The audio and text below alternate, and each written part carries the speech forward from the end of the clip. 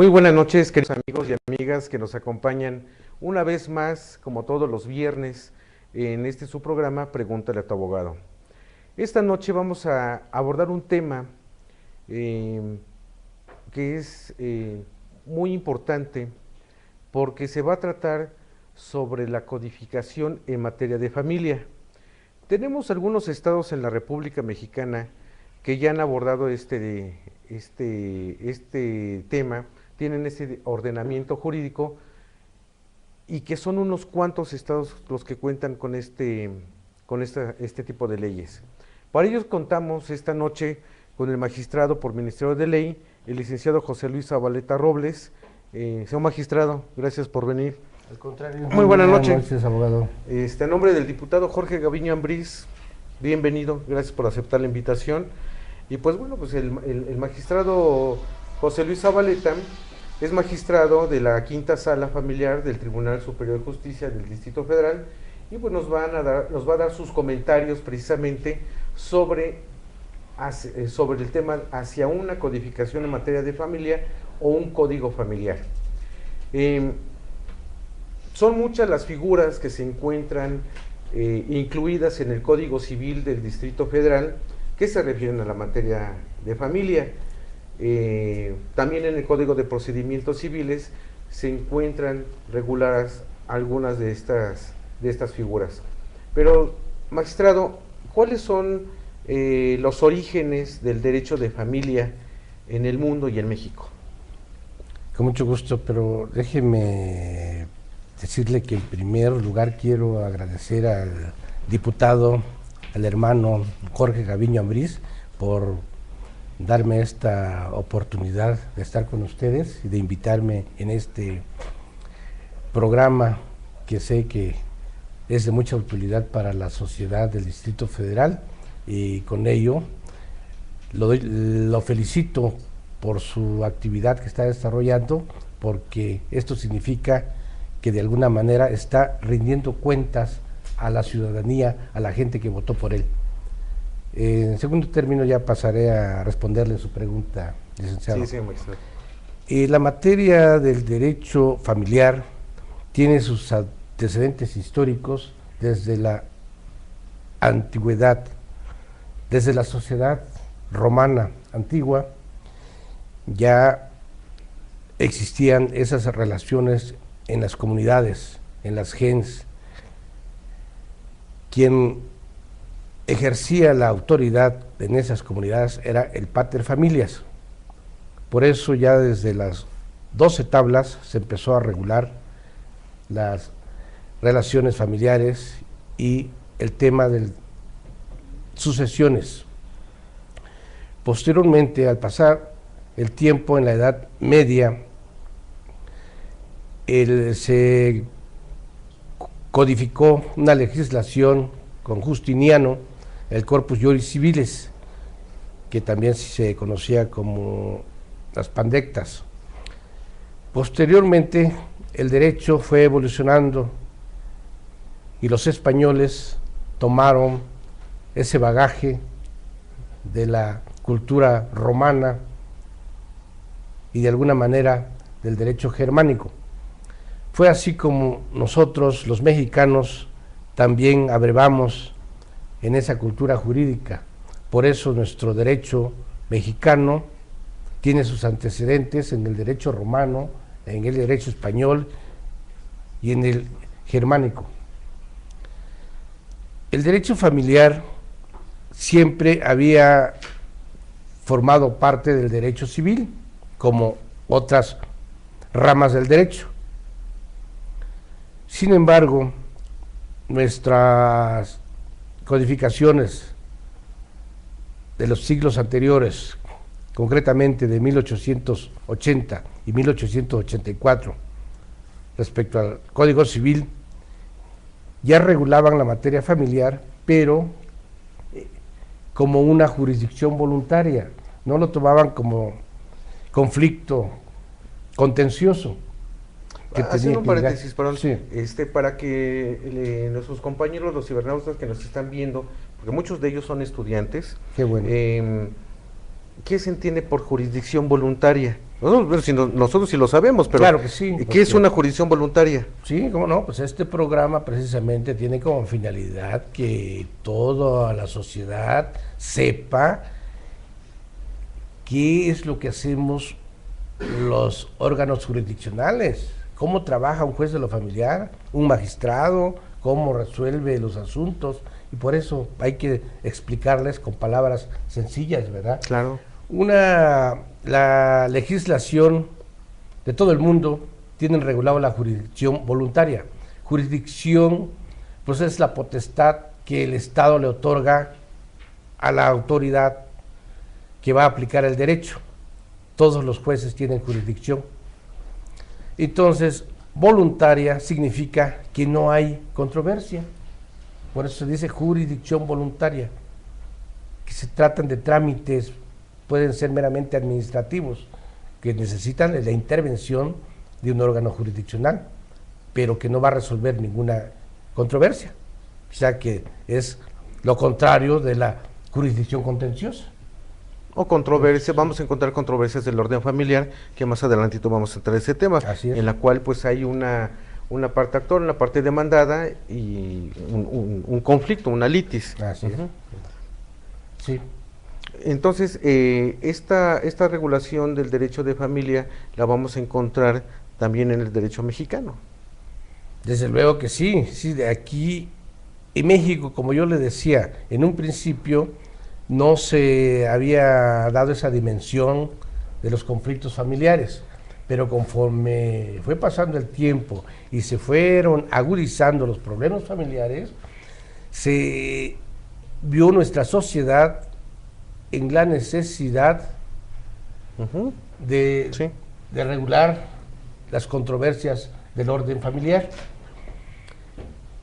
Por eso, don Venustiano Carranza, al tomar el poder, ya en nuestra época revolucionaria, uno de sus principales objetivos fue establecer una regulación exclusivamente en materia familiar, y fue así como se creó la Ley de Relaciones Familiares en 1917. Se trató de darle autonomía a la materia del derecho familiar, o sea que se desvinculó todo lo que contenía el Código Civil, que estaba vigente en ese entonces, de 1884, se le desmembró, se le sacó del Código Civil para regularlo en un código especial que se le denominó Ley de Relaciones Familiares, lo que constituye, desde mi punto de vista, como el primer código civil en el mundo, porque ninguna otra nación lo había hecho como lo hizo México. O sea, este ordenamiento de carácter familiar ya la teníamos desde esa época. Así es. Ahorita vamos a pasar a precisamente a las especificaciones de esta legislación después de un pequeño corte.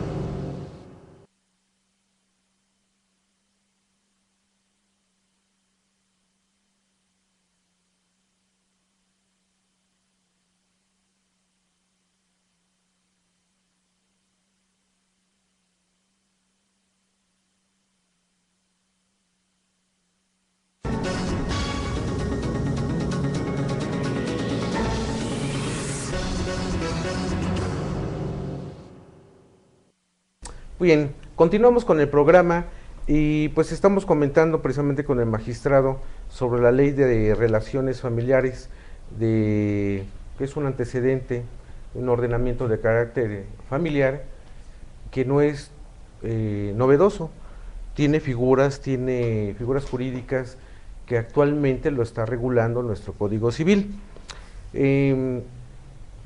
Una pregunta, el Código Napoleónico es una gran aportación al mundo entero.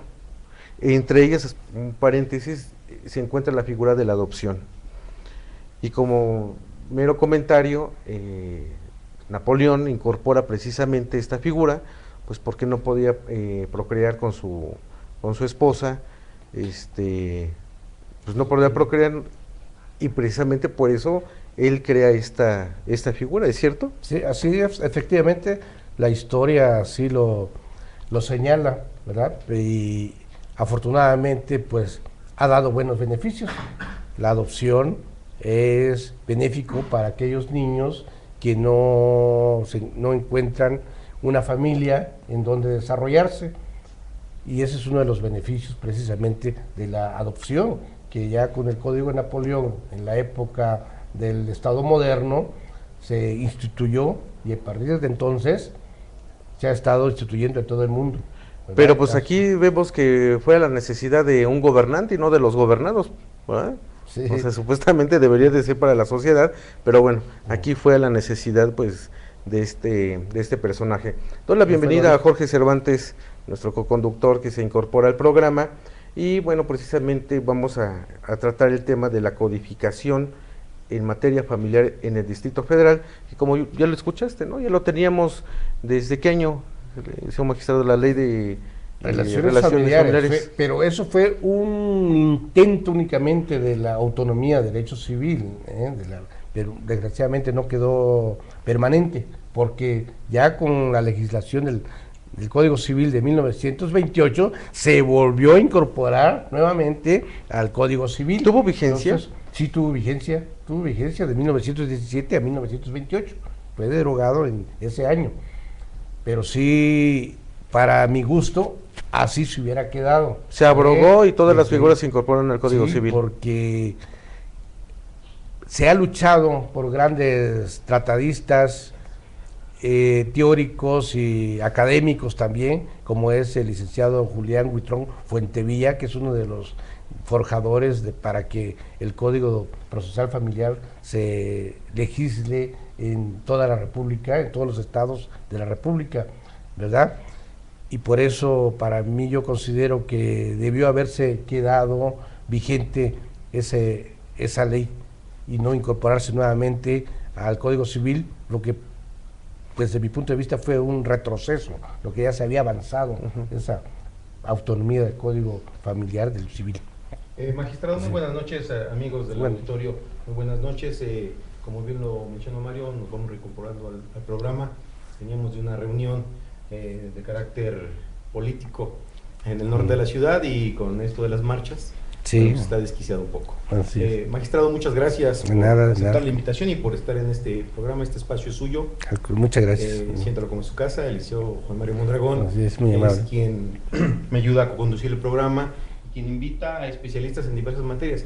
Ya hemos tocado parte de este tema, incluso aquí en este programa surgió la propuesta de crear un código en materia familiar para el Distrito Federal, ¿cierto, no, Mario?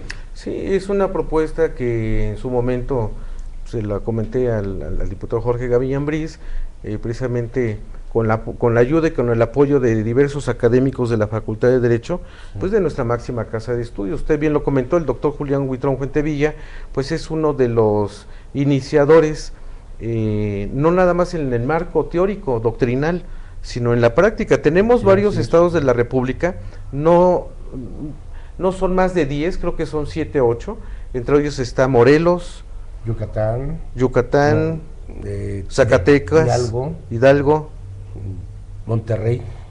Sí, o sea, son pocos los estados, pero no todos tienen un código de familia sustantivo y adjetivo. ¿A qué me refiero? Cuando me refiero a la cuestión sustantiva, se refiere a todas las figuras, por ejemplo, el juicio de divorcio, la adopción, los juicios sucesorios, testamentarios, intestamentarios, las controversias del orden familiar, en esa parte. Pero también tenemos el procesal, lo que sería la cuestión adjetiva, lo que es el procedimiento o el proceso. Entonces, en algunos estados tienen las dos ordenamientos y en algunos tienen uno o el otro. Pero también nos encontramos, ya en el caso del Distrito Federal y entrando un poco más en materia, que tenemos juzgados en materia familiar. Tenemos salas en materia familiar. Tenemos los ministerios públicos adscritos a estos juzgados que están especializados en materia familiar. Tenemos los representantes de los menores. Eso es lo que tenemos de carácter de forma, ya establecido. Así es. Es su opinión, que es lo que haría falta, pues para tener un ordenamiento de carácter familiar, pues para que esto pudiera ser más amplio. Sí. Pues primero los felicito porque están inquietos en que se lleve a cabo una legislación en materia procesal familiar. En segundo, yo también me uno a ese proyecto, ¿eh? Yo también soy de un ferviente... Pues bienvenido, señor magistrado. Sí, muchas gracias. Como usted dice, si ya existen los juzgados familiares que se fueron criados desde 1971, en la época del señor presidente Luis Echeverría Álvarez, por la complejidad que suscitaban los problemas familiares, para mí ahí se debió haber legislado también un código de procedimientos familiares, para que a la par empezaran a funcionar tanto los juzgados familiares y salas familiares como su regulación jurídica. Sin embargo, no fue así.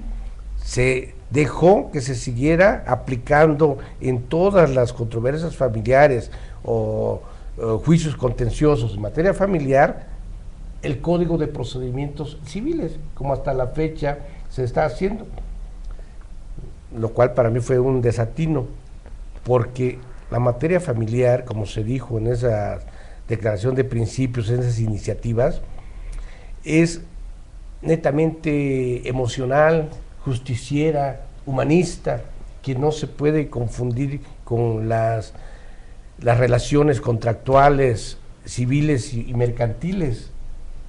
Así se dijo, eso fue la finalidad de la creación de los juzgados familiares, que los jueces familiares sean humanistas, sean justicieros y protejan a la familia, ¿verdad? ¿Por qué ahora la figura del divorcio se deshumanizó? Al quitar esas causales en las que nosotros aprendimos que existían en el código, en la ley, para separar a una persona, era una especie de candado para evitar que la sociedad se disgregara.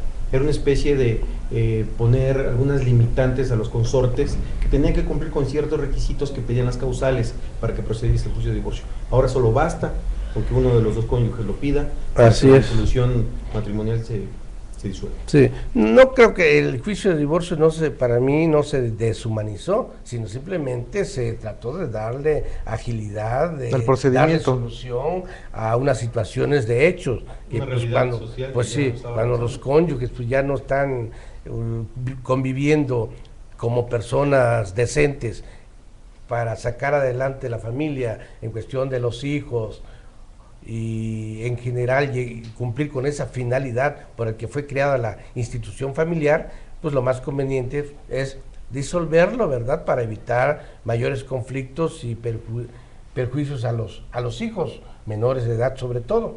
Magistrado, regresándonos al tema Sí. de la unificación de las leyes de materia familiar en una sola compilación, en un solo código, ¿qué elementos, qué instituciones, a su criterio, de acuerdo a su experiencia, estarían convenientes incorporarlas a esta legislación, al cuerpo de esta legislación? Pues yo considero que si se va a hacer una legislación exclusivamente para regular los conflictos familiares, deben de integrarse todas las controversias familiares, y yo también propongo de que se establezca una sola vía para que se lleven a cabo, sí, y que se denominen controversias del orden familiar en general, y se quiten la vía ordinaria civil, especiales, jurisdicción voluntaria, los que existen. Bueno, la jurisdicción voluntaria se podría quedar, únicamente los juicios sucesorios y la jurisdicción voluntaria podrían quedarse aparte, pero de ahí en fuera todas deberían de estar establecidas en una sola vía, para evitar confusiones, porque en la práctica jurisdiccional se dan muchos casos en que la parte actora demanda en controversia en orden familiar, la guardia y custodia, y la parte demandada en su contestación de demanda pretende reconvenir la pérdida de patria potestad. Entonces no es posible admitir esa reconvención porque la ley establece dos vías diferentes. Una es la primera, la guardia y custodia se tramite en la vía controversia familiar, y la guardia y la pérdida de la patria potestad se debe tramitar en la vía de ordinario civil. Entonces para mí es un contrasentido, es ilógico y absurdo. Todos son controversias familiares, se deberían de, pero mientras nuestro código lo regule como se encuentre, pues tenemos que respetar. Por eso ya en la modernidad que se nos está presentando para regular un código de procedimientos familiares, se debe de evitar esa confusión, lo que actualmente ocasiona una serie de prevenciones. Magistrado, ¿Sí? usted tocó ahorita una palabra muy importante que habla de modernidad. Fíjese que nosotros, aparte de nuestra labor en el programa y como asesores parlamentarios, damos asesoría jurídica aquí en el módulo del diputado y se nos han acercado consortes pidiendo la disolución del vínculo matrimonial, que les ayudáramos a tramitar sus divorcios, pero resulta que su esposo se encuentra en Estados Unidos y el trámite pues es muy engorroso, muy tardado. ¿Por qué? Porque no tiene un domicilio cierto y conocido donde se les pueda notificar, y usted sabe que bueno, las controversias de carácter familiar son meramente personales. ¿Podríamos incorporar, en base a las nuevas tecnologías, no sé, una herramienta como la firma electrónica para que el consorte, una vez que le llegue la demanda vía electrónica, la pueda firmar y decir si está de acuerdo o no con disolver su vínculo matrimonial? Por supuesto. Bueno, eso y cuando se sepa cómo lo podemos ubicar. Porque ¿qué hacer? Desgraciadamente, la gran mayoría de inmigrantes mexicanos se van de manera ilegal.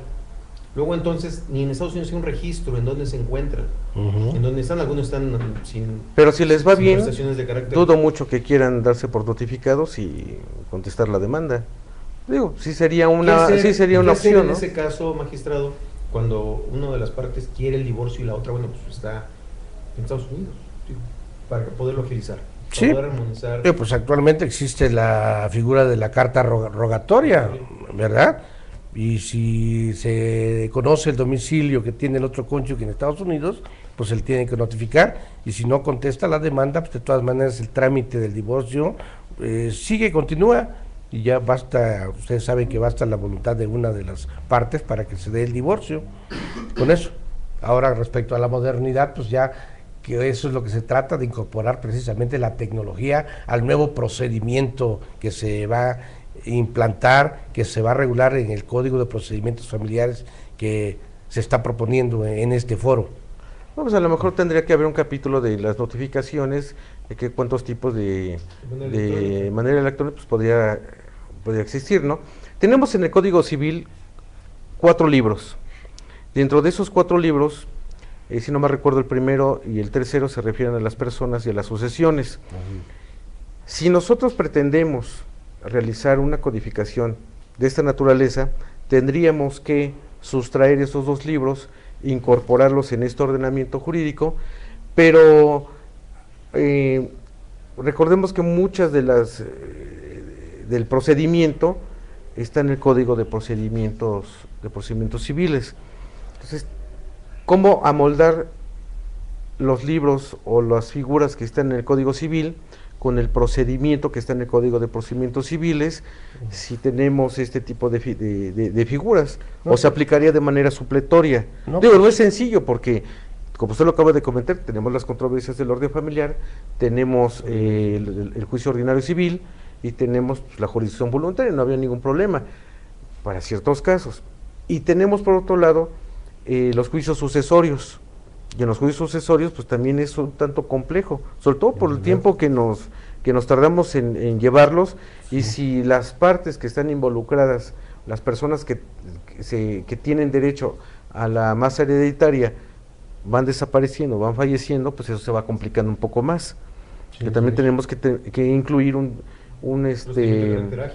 ágil, pero sobre todo para los juicios de carácter sucesorio. ¿Por qué? ¿Cuántos años tarda un juicio sucesorio? Hay muchos que tardan muchísimos años, más de 40 años. ¿Sí? Pues, sí. Desde que yo litigo, desde 1992 a la fecha, tengo 2 asuntos que están en trámite. Entonces yo creo que pues, son muchos los hijos, se van falleciendo, se están casando, vienen los hijos, fallecen los hijos, quedan los nietos, en fin, o sea, es un sinnúmero de hipótesis que se podría dar. Así es.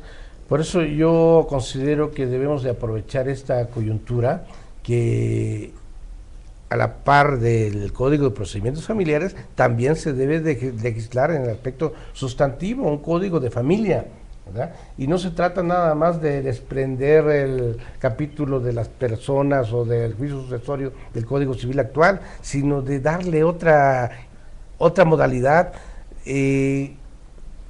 completamente nueva, ¿sí? Agilizar los trámites, así es, un cambio de paradigma, que es lo que necesitamos, Y tan es así que es un cambio de paradigma porque tenemos todos los tratados de carácter internacional en el que el Estado mexicano pues ha suscrito y ha ratificado, y tenemos la reforma de derechos humanos, el artículo 1 constitucional con el artículo 29, y las convenciones de carácter internacional de los niños, de las niñas y de los adolescentes. Sí. El principio de convencionalidad, en fin, tenemos un amplio ordenamiento jurídico de carácter internacional, de carácter nacional, y pues tenemos que amoldarlo a esta legislación.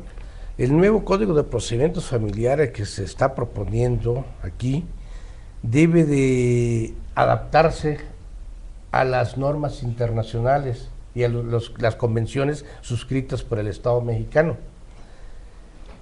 Ya actualmente, como usted acaba de decir, el artículo 1 de la Constitución Política de los Estados Unidos Mexicanos nos obliga a todos los jueces de la República, a aplicar las convenciones internacionales que constituyen la ley suprema, aparte de la Constitución Política de los Estados Unidos Mexicanos, en términos del artículo 133 de la misma ley suprema. Lo que los jueces en toda la República, sea de cualquier categoría, nos convierte en jueces internacionales de alguna manera, o por lo menos latinoamericanos, porque tenemos que aplicar esas normas de carácter internacional por medio del control difuso. En eso consiste el control difuso, porque cualquier autoridad puede aplicar una norma de carácter internacional, control difuso de constitucionalidad o de convencionalidad. Entonces, este Código de Procedimientos Familiares debe de incorporar normas internacionales, como es la Convención de los Derechos del Niño, la Convención Internacional sobre los Derechos Humanos, ¿verdad? Y las jurisprudencias de la Corte Americana. Sí, porque no nada más es la Corte Interamericana lo que establecen los tratados y las convenciones, sino también la jurisprudencia de la Corte Internacional. Sí. Hay una figura que me llama mucho la atención, nosotros que llevamos asuntos, que somos abogados postulantes, es que en el Código de Procedimientos Civiles se establece que para los jueces en materia familiar van a tener un amplio criterio en la toma de sus decisiones durante el procedimiento y al momento de dictar las medidas provisionales y dictar la sentencia respectiva. Es muy amplio. ¿Usted considera, una pregunta, si en esta nueva legislación debería de ser un poco más específico y no darle tantas amplias al juez? Esto viene por lo siguiente: nosotros cuando vamos al juzgado nos encontramos que tenemos que hacer una labor de campo, si es hombre, si es mujer, el juez, la jueza, la edad que tiene, si es soltero, si es casado, porque todo eso influye en la decisión en la determinación que vaya a tener él o la juzgadora cuando uno solicita algo, si uno va por el hombre, por la mujer, si hay menores, tenemos que solicitar también audiencia de menores para que los escuche. Y este precepto que está en el Código de Procedimientos Civiles es muy amplio. Entonces nosotros como abogados postulantes nos encontramos con esa incertidumbre de decir, pues, vamos a estar en el ánimo del juzgador, pues, si está de buenas, de malas, o todo lo que acabamos de comentar, ¿no? No, pues yo considero lo contrario. Al juez y al magistrado hay que darle amplias facultades, pero para eso hay que tener jueces y magistrados bien preparados para que los litigantes y el común de las personas confíen en ellos. El juez tiene una serie de herramientas que tiene que utilizar al tomar una decisión, como es la Constitución Política, los tratados internacionales, el Código Civil, en este caso que aún todavía no se regula el Código Familiar, el Código de Procedimientos Civiles, la jurisprudencia, la doctrina, los principios que sí, eso es de derecho, pero de hecho nos entonces, encontramos que no, por eso que no lo respetan. precisamente cada día se trata de mejorar, de mejorar. Hay que tratar de darles más herramientas a los juzgadores, ¿sí? No limitarlos, porque pues creo que puede haber más corrupción limitándolos que darles amplias facultades, pero si están bien preparados, ¿no? Magistrado, en eso estamos de acuerdo. Creo que el juzgador y los magistrados deben de contar con herramientas y con amplitud de criterio para dirimir las controversias, porque al final, si ellos son los peritos, ellos son los que tienen un elevado conocimiento o tienen ciertas características para dilucidar una controversia. Magistrado, vamos a filosofar un poquito. Lo tengo aquí muy cerquita, digo, vamos a hacerle una pregunta porque algún día me la hicieron y no supe contestar. Me decían, y velando, le faltó comentar al licenciado Juan Mario, esa amplitud a la que él se refería, decía, y velando siempre por el interés superior del menor. Sí. Y así dictan sus resoluciones y así dictan sus sentencias, jueces y magistrados. Me hicieron una pregunta, ¿existe un interés menor? O sea, el interés superior del menor. Y me hicieron esa pregunta, ¿qué no es un solo interés, un interés general? Es el que se tiene que tutelar la norma, no un interés superior de un menor. No estaríamos parcializando la ley. No supe contestar esa pregunta de un abogado. Me lo decía en el plano filosófico, pero bueno. Sí. No, el interés superior del menor significa que el juez, el juzgador de lo familiar o magistrado, al tomar una decisión en donde está inmerso un menor en una problemática familiar, debe de tutelar primeramente los derechos del menor sobre los derechos de los adultos, de los padres. Sí, sobre lo que más beneficie. Claro, hay que velar por ese interés, como dice el licenciado, lo que más le beneficie. ¿En dónde va a salir beneficiado ese menor? ¿No bastaría la palabra el interés del menor? No, pues hay que tomar superior, porque el interés del menor siempre está ahí latente, pero hay que superior que está arriba de todos los demás intereses. Es un mandato, está entonces arriba de los demás intereses. Así es. Tenemos un mandato, el interés superior prevalece sobre sobre los derechos de los adultos. Sí, el legislador en un momento dado quiso decir que es superior sobre todo aquellos derechos que pudieran tener los padres, los tutores. Y velando en todo por el bienestar del mismo, en su desarrollo emocional, psicosocial, de carácter físico, de alimentos, de salud, en todos los aspectos. Hay que velar por eso. El tiempo es corto, se nos pasó. El tema es grande, amplio. No, es muy amplio. Falta abordar un tema de manera rápido sobre los derechos de los adultos mayores. Tenemos una legislación. Así es. Tenemos una legislación específica que adolece también de muchas cuestiones, pero también podríamos incluir ahí también a los adultos mayores. Desde luego, toda la parte débil, se puede decir vulnerable de la sociedad. Fíjense que la institución de los alimentos los protege, ¿no? Al decir que son recíprocos. Definitivamente, todos, sí. Ese es un punto. El otro es sobre los grupos vulnerables. Ya no quiero entrar al fondo del tema, porque nos tardaríamos un poquito más, pero sí dejar la misma invitación para que nos acompañe en otra emisión con otro tópico jurídico y que nos comparta aquí sus experiencias y por qué no sus atinadas opiniones, porque el auditorio es demandante, el auditorio nos exige a nosotros como conductores a veces acortar los tiempos, a veces interrumpir, exprimir el conocimiento y la experiencia de personas como ustedes que están precisamente ahí como juzgadores del órgano jurisdiccional, que son los que están llevando y resolviendo los casos concretos pues, de toda la sociedad mexicana. Así es. Y una vez más, gracias por venir. No, al contrario, gracias a ustedes por la invitación y muchas gracias a todos. Muchas gracias. Pues queridos amigos, hemos llegado al final de nuestro programa Pregúntale a tu abogado.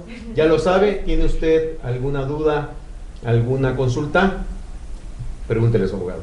Muy buenas noches y hasta el próximo viernes.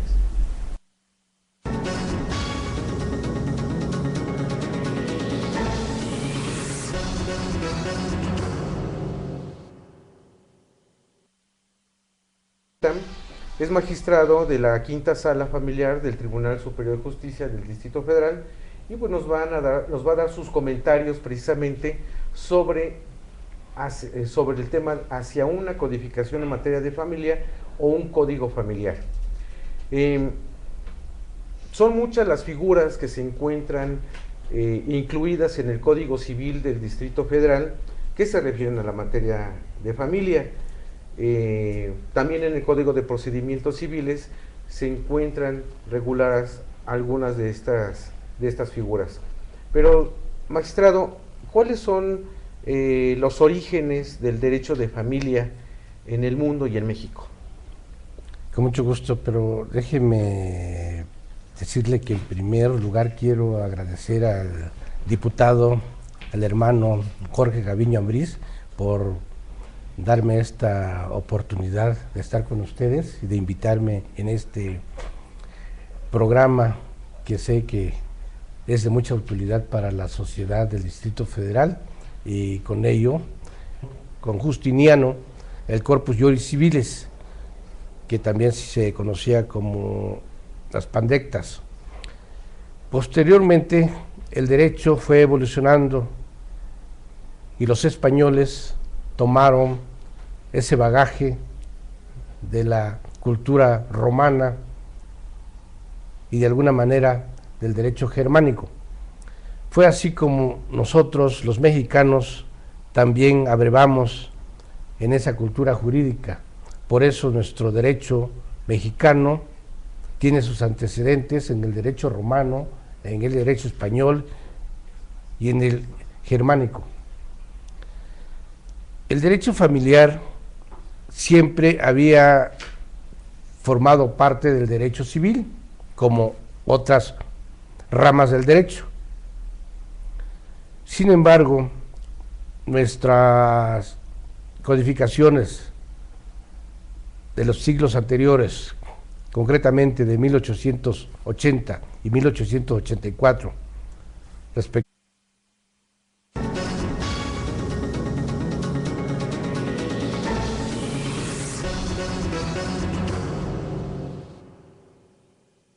Muy buenas noches, queridos amigos y amigas que nos acompañan una vez más, como todos los viernes, en su programa Pregúntale a tu abogado. Esta noche vamos a abordar un tema que es muy importante porque se va a tratar sobre la codificación en materia de familia. Tenemos algunos estados en la República Mexicana que ya han abordado este tema, tienen ese ordenamiento jurídico, y que son unos cuantos estados los que cuentan con este tipo de leyes. Para ellos contamos esta noche con el magistrado por Ministerio de Ley, el licenciado José Luis Zabaleta Robles. Señor magistrado, gracias por venir. Al contrario. Muy buenas noches. Buenas noches, abogado. A nombre del diputado Jorge Gaviño Ambrís, bienvenido, gracias por aceptar la invitación. Y pues bueno, pues el magistrado José Luis Zabaleta. El Código Civil ya regulaban la materia familiar, pero como una jurisdicción voluntaria, no lo tomaban como conflicto contencioso. Haciendo un paréntesis, perdón, sí. Para que nuestros compañeros, los cibernautas que nos están viendo, porque muchos de ellos son estudiantes, qué bueno.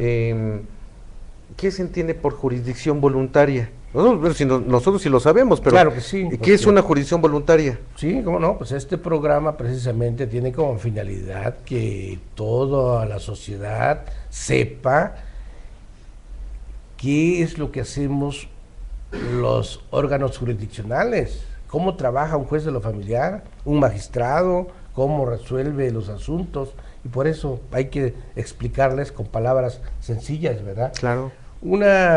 La legislación de todo el mundo tiene regulado la jurisdicción voluntaria. Jurisdicción, pues es la potestad que el Estado le otorga a la autoridad que va a aplicar el derecho. Lo felicito por su actividad que está desarrollando, porque esto significa que de alguna manera está rindiendo cuentas a la ciudadanía, a la gente que votó por él. En segundo término ya pasaré a responderle su pregunta, licenciado. Sí, maestro. La materia del derecho familiar tiene sus antecedentes históricos desde la antigüedad, desde la sociedad romana antigua. Ya existían esas relaciones en las comunidades, en las gens. Quien ejercía la autoridad en esas comunidades era el pater familias. Por eso ya desde las 12 tablas se empezó a regular las relaciones familiares y el tema de sucesiones. Posteriormente, al pasar el tiempo en la Edad Media, se codificó una legislación